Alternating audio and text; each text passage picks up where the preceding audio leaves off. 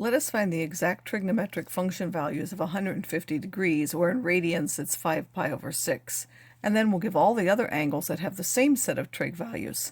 So first of all, 150 degrees is more than 90 but less than 180, so it's somewhere in the second quadrant.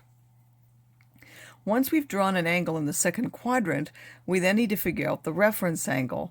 Well, since it's in the second quadrant, we have to take 180 minus 150, or get what's left. That's a 30-degree angle. Then we draw a reference triangle. Again, remember you're going to the x-axis, never to the y. So go down to the x-axis and make your triangle, and then label it based on the known triangle of 30, 60, 90. So across from the 30 is 1, across from the 60 is the square root of 3, and across from the right angle there is 2. And then you have to label them based on the quadrant. Well, in the second quadrant, the x-coordinate is negative, so we have to add a negative sign out here in front, but the y-coordinate is positive, so we leave that as positive 1. Then we're going to simply read off the sine, the cosine, and the tangent using the normal definitions by looking at the reference angle. So the sine of 150 is the opposite over the hypotenuse, or a half. The cosine is the adjacent over the hypotenuse, or minus the square root of 3 over 2. And the tangent is 1 over minus the square root of 3, which when we multiply the top and the bottom by the square root of 3 becomes minus the square root of 3 over 3.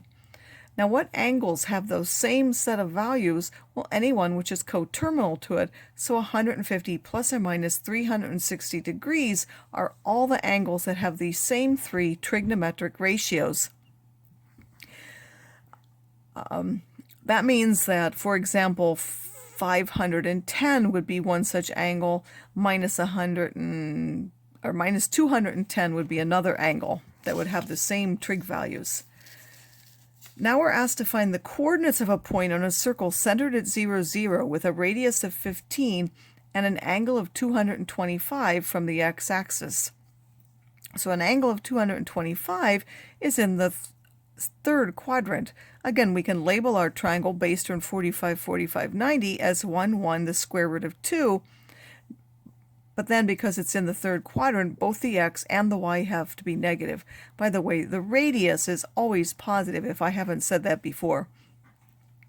The cosine of now 225 is minus 1 over the square root of 2, and the sine of 225 is minus 1 over the square root of 2. And minus 1 over the square root of 2, of course, simplifies to the square root of 2 over 2 when we multiply by that. So we end up with minus the square root of 2 over 2. So now the x-coordinate, well, the x-coordinate is always r times the cosine, and the y-coordinate is always y times the sine.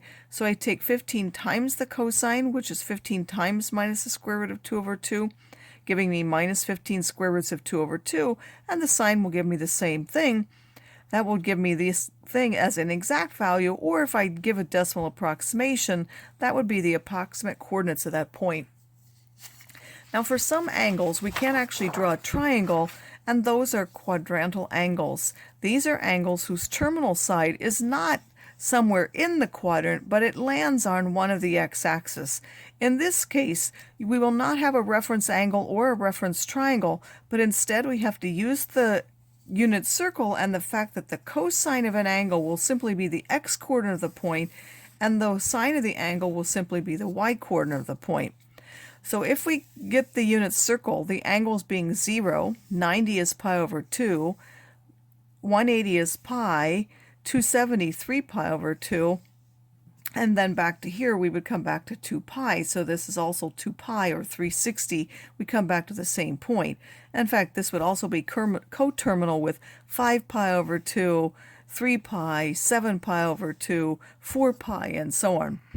Now, what is the cosine of 0? Well, the cosine is just the x-coordinates, so the cosine of 0 is 1. The sine of 0 would be 0.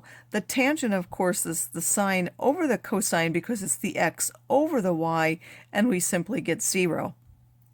The cosine of pi over 2 will be 0. The sine of pi over 2 would be 1, and the tangent is undefined because you can't divide by 0. That would be the y-coordinate divided by the x-coordinate, and this you can, of course, divide by 0, so that's undefined. For the cosine of pi, That's minus 1. The sine of pi is 0. And the tangent again is 0 because it's the sine or the y-coordinate over the x-coordinate. The cosine of 3 pi over 2 again will be 0. The sine would be minus 1. And again, because we can't divide by 0, this one's undefined. Angles coterminal with these basic angles also have the same trig values. So anytime we have a quadrantal angle, which is a multiple of 90, we have to actually use the unit circle to find its sine, cosine, and tangent, and not a reference angle. For the angles related to the special angles of these, we can simply draw the reference triangle and read off the angles as in the previous example. For other angles, we have to use the calculator to evaluate the ratio. Be careful again, because you need to know whether you're working in degrees or radians, and then choose the mode for your calculator accordingly. If you get values that seem strange, make sure you always double check whether you've actually set your calculator in the right mode for the question.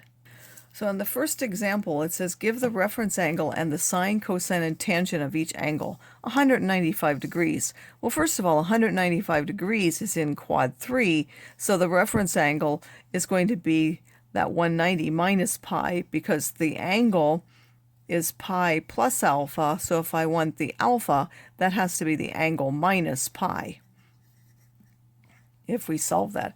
So I can find the reference angle, that's that extra 15 degrees. And then I'm going to use my calculator to simply evaluate that, because that's not related to one of my known reference triangles. Again, I have to make sure I'm in the right mode. Here it's degrees, so I'm simply going to find the sine of 195, and that will be minus 0.2588. The cosine of 195 would be minus 0.659, and so on. This one is in radians. Well, you might need to work on your understanding of radians. What are these as decimals? We know that 90 degrees is pi over 2, but what is that as a decimal? Pi divided by 2 is about 1.57, and pi we know is about 3.14. So when we see 2.9 radians, we know that's somewhere in the second quadrant because it's between 1.57 and 3.14. So I draw my reference angle in this, and therefore the alpha is simply theta minus that, because we know that theta is pi minus alpha. So if I now solve for alpha, alpha will be pi minus the angle theta. And then when I find this, these are now in radians, so I have to set my mode to radians before I calculate. Again, we go to mode, we set our calculator to radians. It will now say radian in the top. Some of you don't have one that does that, but it's nice for those who do. Again, so if you don't have that, again, make sure that you're checking your mode to make sure it's in the right thing. Then again, I'm going to find sine 2.98. I did 29.8, sorry, sine of 2.98. And you would end up with 0.1609 when you round it to 4 decimals, sorry. The cosine of 2.98 minus 0.9869, and so on. And again, if you forgot and you didn't change this into radians, and suppose it was in degrees, you might not notice it here so much. You definitely don't get the same values. They're widely different. So again, make sure that you have the right angle when you do it.